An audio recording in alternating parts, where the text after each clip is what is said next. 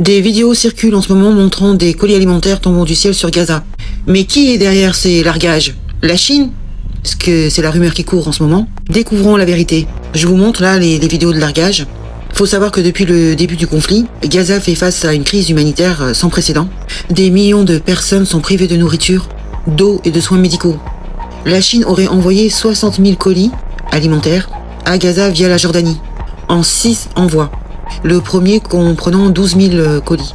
Cette aide a été remise au programme alimentaire mondial et au Croissant Rouge palestinien. Donc en ce moment, il y a des vidéos où ils montrent des avions larguant des colis alimentaires. Mais attention, tout ne semble pas authentique. Donc là, en ce moment, il y a une vidéo virale qui prétend que la Chine a envoyé des colis alimentaires, ainsi que des médicaments. Cependant, une vérification a révélé que certaines images proviennent d'autres sources et ne sont pas liées à l'aide chinoise. Voilà, vous voyez, c'est pas clair. Les largages aériens sont une méthode courante d'aide humanitaire. Cependant, sans coordination, ça peut entraîner des accidents. Des rapports ont indiqué justement que des largages non coordonnés ont causé des blessures et aussi des décès. Donc il y a une source qui prétend que les largages aériens, c'est pas la Chine qui fait ça. Eux, c'est surtout via les camions, soit via la Jordanie ou via l'Égypte. Mais ils n'utilisent pas les avions pour larguer des colis humanitaires. Ce n'est pas leur assistance officielle.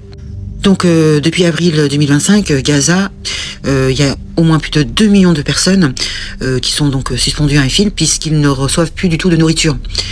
Donc ça fait maintenant 2 mois où il n'y a plus du tout d'aide humanitaire qui rentre à Gaza. L'aide humanitaire est bloquée par Israël. La population est prise au piège parce que toutes les infrastructures ont été détruites. Les hôpitaux, les marchés, enfin, il n'y a plus rien.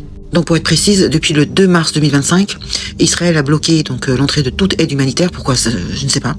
À Gaza, aucune aide humanitaire rentre à Gaza, y compris donc la nourriture, le carburant, les médicaments. Donc c'est une décision qui a plongé donc la région dans une crise sans précédent. Vous avez déjà vu, je pense, certaines images d'enfants qui hurlent. Donc selon Human Rights Watch, il ne reste que quelques jours de carburant pour les installations essentielles, menaçant l'approvisionnement en eau et en électricité. Donc plus de 500 000 Gazaouis sont confrontés à une faim catastrophique. Donc les cuisines communautaires ferment, les hôpitaux manquent de médicaments, les enfants sont les premières victimes évidemment.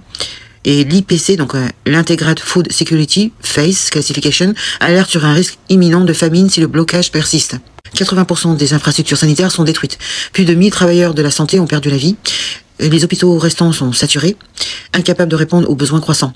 Des malades évitables comme la malnutrition et les infections font des ravages parmi la population. Plus de 60% des habitations sont endommagées ou détruites. Plus de 1,8 million de personnes ont besoin d'abri, mais les tentes et les matériaux de construction sont bloqués aux frontières. La vie quotidienne est devenue un combat pour la survie avec des pénuries d'eau, d'électricité et de nourriture, ainsi que des médicaments bien sûr. Les organisations humanitaires appellent à un cessez-le-feu immédiat, à la levée du blocus et à la protection des civils. Des manifestations ont lieu dans le monde entier, de la Californie à Paris, pour dénoncer ce silence complice.